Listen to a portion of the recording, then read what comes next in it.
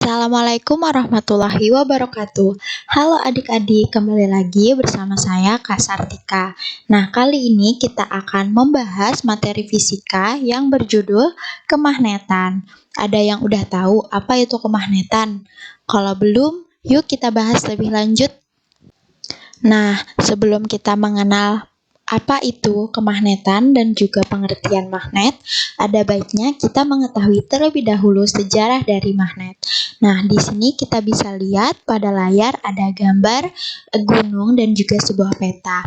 Nah, gunung ini namanya Gunung Ida yang terletak di daerah Magnesia di sebuah Yunani kuno. Jadi, magnet pertama kali ditemukan di Gunung Ida di daerah Magnesia oleh orang-orang Yunani kuno.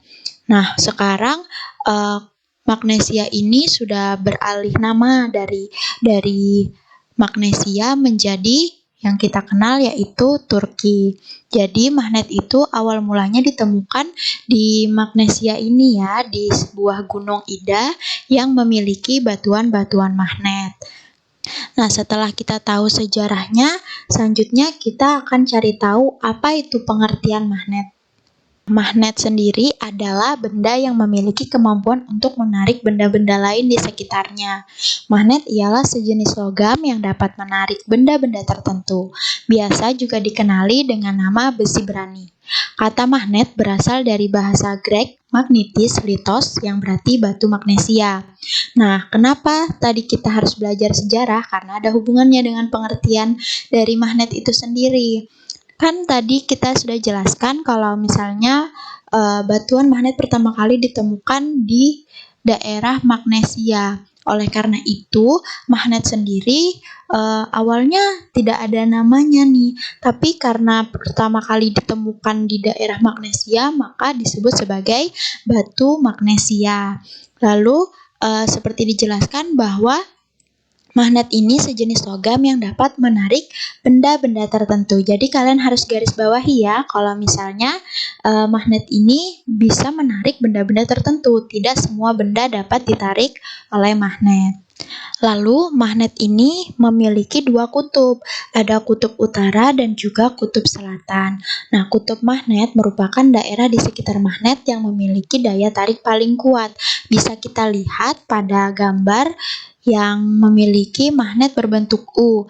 Nah, ini daerah yang berdekatan antara kutub selatan dan juga kutub utara itu memiliki garis-garis yang menandakan bahwa daya tariknya lebih kuat dibandingkan dengan garis-garis yang berada jauh dari kutub.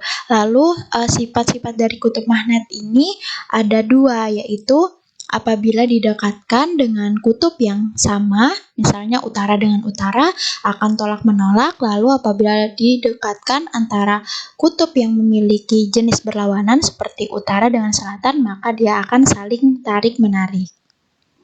Nah, kemudian apa aja sih jenis-jenis magnet berdasarkan daya tariknya? Nah, itu ada 3 ya. Yang pertama namanya ferromagnetik, yang artinya benda yang sangat mudah ditarik oleh magnet. Contohnya bisa kita lihat nih pada di gambar. Itu ada paku. Nah, paku ini termasuk jenis benda yang sifatnya ferromagnetik yang mudah ditarik oleh magnet. Yang kedua ada paramagnetik, yaitu benda yang memiliki daya tarik lemah terhadap magnet. Artinya benda tersebut dapat ditarik oleh magnet, namun daya tariknya itu agak lemah, jadi kadang sulit untuk ditarik oleh magnet.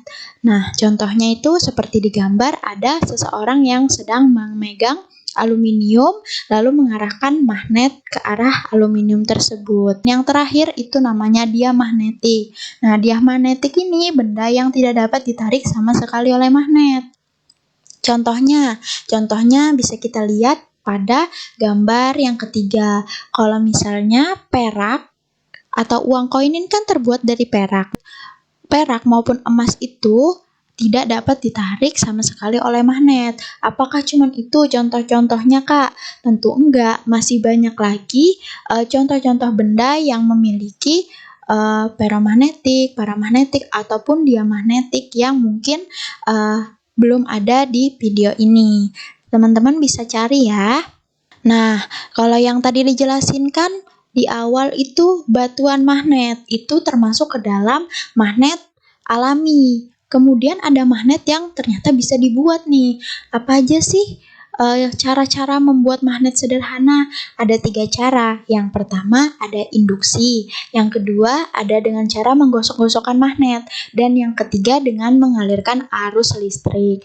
Nah, kalau yang paling sering digunakan orang itu dengan cara menggosok-gosok karena lebih sederhana lagi. Kalau cara mengalirkan arus listrik itu biasanya menggunakan batu baterai, lalu paku yang kita lilitkan dengan kawat, lalu kita hubungkan dengan batu baterai tersebut. Dari semua penjelasan itu, apa sih pentingnya kita belajar tentang kemagnetan dan juga magnet? Ternyata banyak loh manfaatnya bagi kehidupan. Yang pertama, bisa kita gunakan untuk menjadi pengeras suara, lalu kompas sebagai penunjuk arah, bel listrik. Nah, ini untuk alarm kebakaran atau untuk bel sekolah, lalu pengangkat besi untuk membantu pekerja-pekerja di tempat-tempat pembangunan. Lalu yang terakhir ada mikrofon. Nah, selain dari kelima benda-benda ini yang termasuk ke dalam benda yang memanfaatkan medan magnet atau magnet itu sendiri, masih banyak lagi manfaat-manfaat magnet dalam kehidupan yang mungkin tidak ada di penjelasan kali ini. Teman-teman bisa jadikan ini tugas nih untuk apa? Untuk mencari apa aja nih manfaat magnet dalam kehidupan. Oke, mungkin sekian dari Kakak. Kurang dan lebihnya mohon dimaafkan. Wassalamualaikum warahmatullahi wabarakatuh.